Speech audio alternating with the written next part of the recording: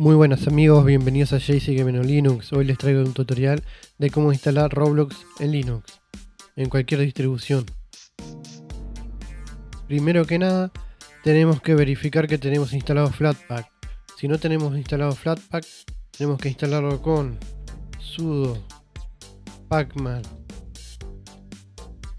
-s Flatpak.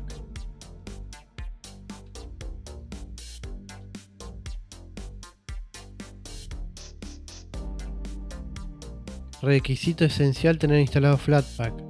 Una vez instalado Flatpak, ejecutamos este comando, ¿sí?, para instalar el paquete Flatpak de Sober. Así que Flatpak install flathub org.binagar.hq.sober. Le damos enter. Bueno, yo ya lo tengo instalado, pero recuerden que con la Y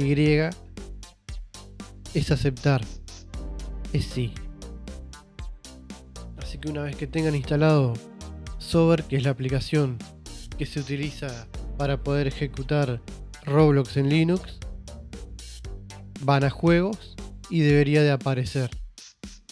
Si no les aparece Sober en juegos una vez instalado, tienen que ir a cerrar sesión, vuelven a iniciar sesión y debería de aparecerles. Así que luego es iniciar sesión en Roblox y pueden jugar a sus juegos favoritos de Roblox en Linux. Como pueden ver, funciona a la perfección. Si el video te gustó, dale like y compartí. Nos vemos en un próximo video, amigos. Un abrazo a todos.